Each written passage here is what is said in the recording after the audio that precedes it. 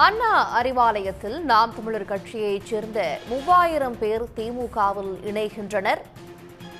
நாம் தமிழர் கட்சி மாவட்ட செயலாளர்கள் 6 பேர் உட்பட இந்த நிகழ்வில் திமுகவில் இணைகிறார்கள். தற்போதைய விவரங்களோடு எமது செய்தியாளர் பிரபாகரன் இணைகிறார். பிரபாகரன், நம்ம முன்பே சொல்லிட்டு இருந்தது போல 51 நிர்வாகிகள், 6 மாவட்ட செயலாளர்கள் உட்பட 3000 பேர் திமுகவில் நாம் தமிழர் கட்சியிலிருந்து இணைகிறாங்க. மாற்றுக் கட்சியினரும் இணைகிறாங்க. தற்போது என்ன நிகழ்வு அங்கு நடந்து கொண்டிருக்கிறது? விவரங்கள் என்ன?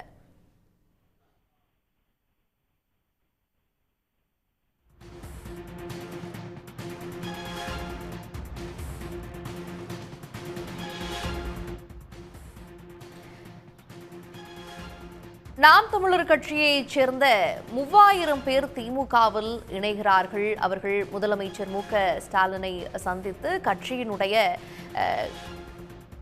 கொடி தாங்கிய அந்த பொன்னாடைகளை போர்த்துவதும் வாங்கிக் கொள்வதுமாக இந்த நிகழ்வு ஆரம்பமாகி இருக்கிறது. சில நினைவு பரிசுகளை கூட முதலமைச்சருக்கு கொடுத்து அவர்கள் திமுக கட்சியில் இணையக்கூடிய காட்சியினை பார்த்து வருகிறோம். நாம் தமிழர் கட்சியின் 6 மாவட்ட செயலாளர்கள், 51 நிர்வாகிகள் உட்பட 3000 பேர் திமுகவில் இணைகிறார்கள். அது மட்டுமல்லாது மாற்றுக் கட்சியினை சார்ந்தவர்களும் திமுகவில் தற்போது இணையக்கூடிய அந்த காட்சிகள் அண்ணா அறிவாலயத்திலிருந்து கிடைக்கப்பெறுகின்றன. விவரங்களோடு அங்கிருந்து எமது செய்தியாளர் பிரபாகரனும் இணைந்திருக்கிறார். பிரபாகரன், தற்போதைய நிகழ்வு பற்றிய விவரங்கள். தந்தை பெரியார் குறித்து அவதூறு கருத்துக்களை பேசிய நாம் தமிழர் கட்சியுடைய தலைமை ஒருங்கிணைப்பாளர் சீமானை கண்டித்து அக்கட்சியை சேர்ந்த 3000க்கும் மேற்பட்டோர் இன்றைய தினம் தங்களை நாம் தமிழர் கட்சியிலிருந்து விலகி திமுகவில் தங்களை இணைத்துக் கொள்கின்றார்கள். இந்த விழா சென்னை அண்ணா அறிவாலயத்தில் திமுக தலைவரும் தமிழ்நாடு முதலமைச்சருமான மு.க.ஸ்டாலின் தலைமையில் நடைபெறுகின்றது. தற்பொழுது நிகழ்வு என்பது தொடங்கி இருக்கின்றது. முதலாவதாக வரவேற்புரை நிகழ்த்தப்பட்டிருக்கின்றது. தொடர்ந்து மார்பளவு பெரியார் சிலை என்பது முதலமைச்சருக்கு நினைவு சின்னமாக நினைவு பரிசாக வழங்கப்பட்டிருக்கின்றது.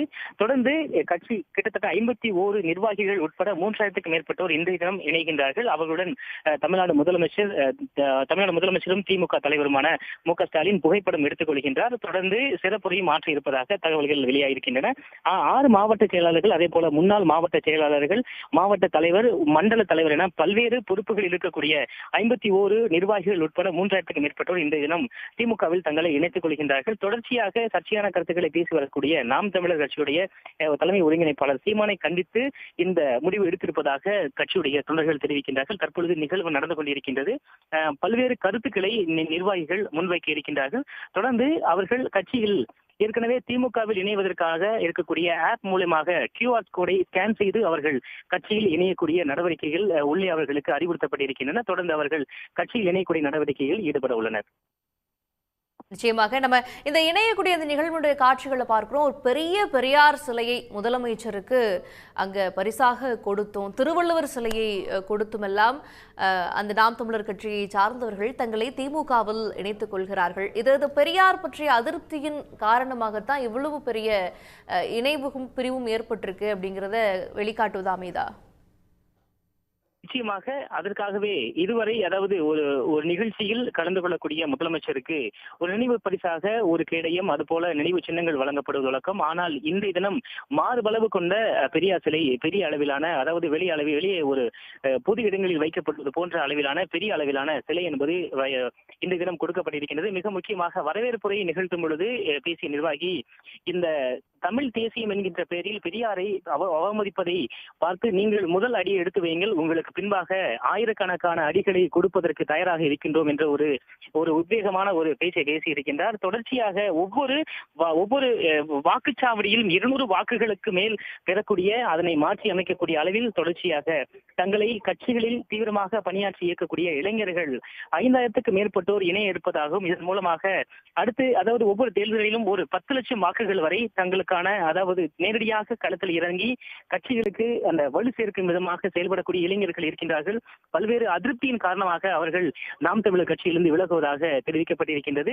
அதன் ஒரு பகுதியாகத்தான் சமீபத்தில் இந்த பெரியார் குறித்து பேசிய கருத்து. தொடர்ச்சியாக அதனை வலுப்படுத்தும் விதமாக பல்வேறு அவதூறு கருத்துக்களை சீமான் பேசி வரக்கூடிய நிலையில் தற்பொழுது தமிழ்நாடு முதலமைச்சருக்கு மாறுபளவு கொண்ட பெரியார் சிலை என்பது பரிசாக வழங்கப்பட்டிருக்கின்றது. இது பெரியார் குறித்து சீமான் பேசிய கருத்துக்களை அதனை கண்டித்துதான் நாம் தமிழர் கட்சியினர் இந்த தினம் விலகியிருக்கின்றார் என்பதை காட்டும் விதமாக அமைந்திருக்கின்றது. தொடர்ச்சியாக அந்த கட்சியை சேர்ந்த நிர்வாகிகள் இந்த தினம் திமுகவில் இணைத்துக் கொண்டு பல்வேறு கருத்துக்களையும் இந்த தினம் மேடையில் முன்வைக்க இருக்கின்றார்கள்.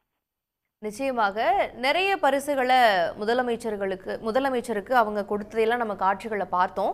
இப்போ இந்த நிகழ்வுல முதலமைச்சர் பேச இருக்கிறாரா? நிகழ்ச்சி நிரல் எப்படி இருக்கு? விவரம் என்ன?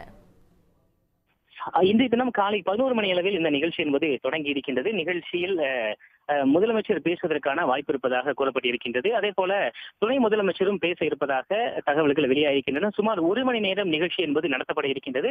முதலாவது வரவேற்புரை நிகழ்த்தப்பட்டிருக்கின்றது. மிக முக்கியமான நிர்வாகிகள் முதலமைச்சரை சந்தித்து மேடையில் சென்று புகைப்படம் எடுத்துக்கொண்டு திமுகவில் தங்களை இணைத்துக் கொண்டு அதற்கான அந்த சான்றை பெறுகின்றார்கள், அந்த ஐடியை பெறுகின்றார்கள்.